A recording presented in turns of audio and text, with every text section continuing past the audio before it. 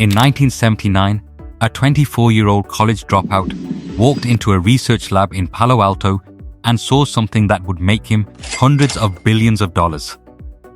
He didn't build it. He didn't invent it. He just watched it being demonstrated for about 20 minutes. That man was Steve Jobs. And the company that showed it to him for free, practically begging him to look, was a copier company. A company so blinded by its own success that it couldn't see it was holding the entire future of computing in its hands and just let it walk out the door. This is the story of how Xerox invented the personal computer as we know it and then handed it to someone else to get rich from. And it's also the story of a video rental company that did almost the exact same thing 25 years later and got destroyed by the very company it refused to buy for the price of a corporate jet. Two companies, two moments of blindness, billions of dollars lost. Let's get into it. In the 1970s, Xerox was not just successful, it was a money printing machine. The word Xerox had become a verb. People didn't say photocopy this, they said Xerox this.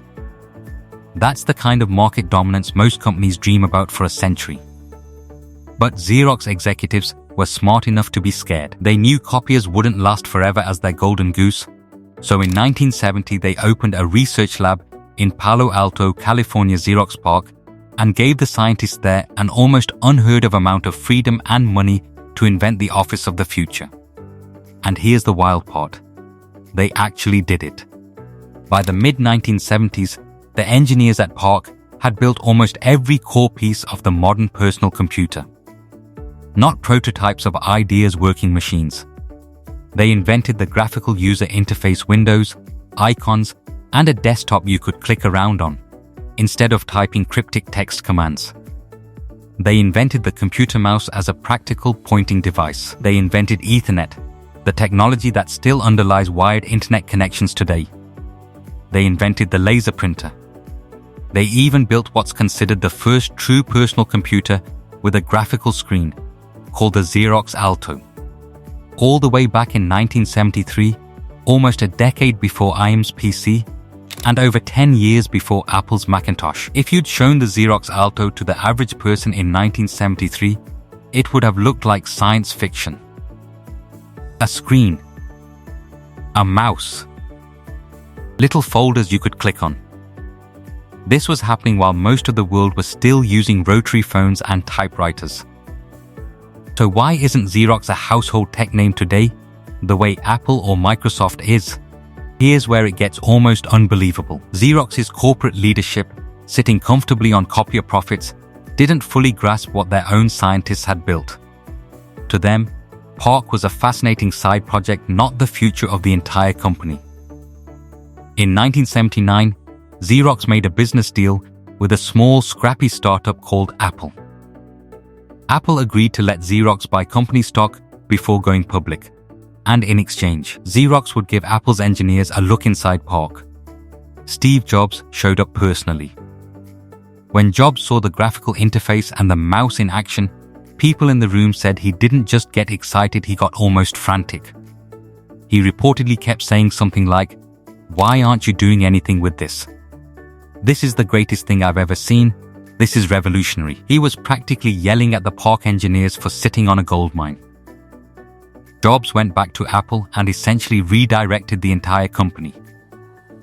The ideas he saw at PARC became the direct inspiration for the Apple Lisa, and then more famously, the 1984 Macintosh, which introduced the graphical interface and mouse to mainstream consumers for the first time. Xerox, meanwhile, did eventually release its own commercial computer based on PARC's work, the Xerox Star, in 1981. It cost $16,000, which is something like $50,000 in today's money, and Xerox barely marketed it. It flopped almost immediately. So you have two companies that saw the exact same technology. One turned it into a $16,000 flop nobody bought. The other turned it into the Macintosh, then the iPhone, then a company worth over $3 trillion. The difference wasn't the invention. It was the vision to know what they were holding. Now here's what makes this story even more fascinating. This is not a freak, one-time accident in business history. This exact pattern, a company staring directly at its own disruption and shrugging, has happened again and again. And one of the most painful, almost comedic examples happened just 20-some years later, with a company most of us grew up renting movies from. In the year 2000, Blockbuster Video was an empire. Thousands of stores. Billions in revenue. If you wanted to watch a movie on a Friday night, you went to Blockbuster, full stop. That same year, a tiny DVD by mail startup with a clunky website and a red envelope logo came knocking. It was bleeding money and had nowhere near Blockbuster's resources. Its co-founder flew to Dallas to meet with Blockbuster's CEO and proposed something simple. Let us partner with you. Or better yet, let us be acquired by you. For $50 million. Accounts of the meeting describe Blockbuster's executives as openly amused. Some reports even say they had to suppress laughter in the room. To them, this was a niche failing service trying to solve a problem nobody really had. That startup was Netflix. Blockbuster passed. For context, $50 million in 2000 was genuinely small change for a company like Blockbuster, roughly the cost of a few high-end corporate jets, or less than what some companies spend on a single ad campaign. It wasn't even a hard financial decision. It was a vision decision. And they got it catastrophically wrong.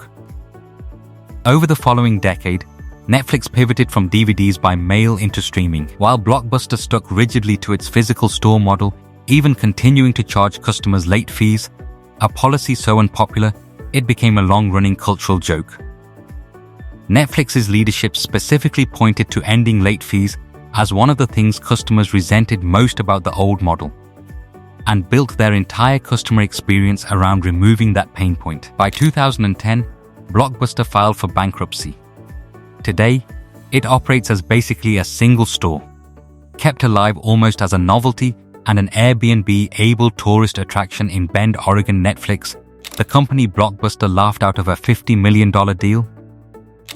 As of recent years, it's been valued north of $300 billion. Blockbuster didn't just miss an acquisition. They were handed on a silver platter the exact company that would later annihilate them, and they said no, because they couldn't picture a future where DVDs by mail mattered. So what connects a 1970s copier company and a 2000s video rental chain? In both cases, it wasn't stupidity. Xerox's scientists were geniuses. Blockbuster's executives were experienced business people who'd built a real empire.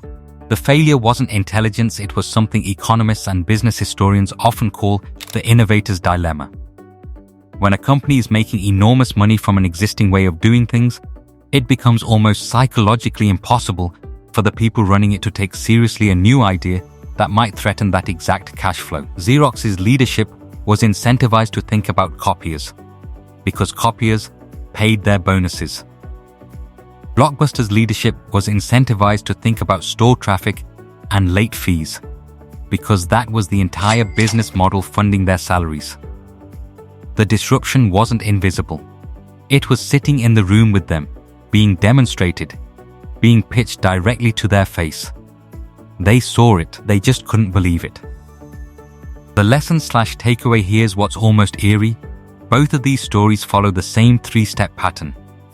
Step 1, a company becomes dominant in its category and starts to feel invincible.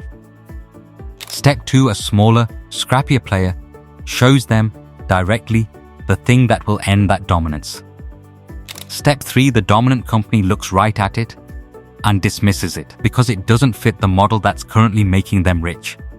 This pattern shows up over and over in business history, in different decades, different industries, different technologies. The names change.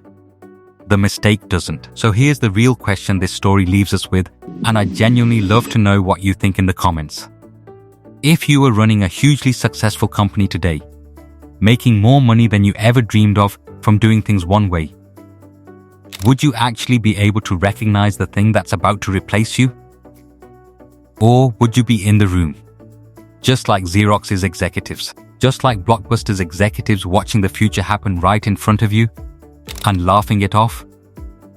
If this kind of story where one decision in a boardroom changes the entire future of an industry is something you're into, this channel is full of them. Subscribe if you want more deep dives into the business decisions that built and destroyed empires. And let me know in the comments, what's another company you think made a blockbuster moment mistake?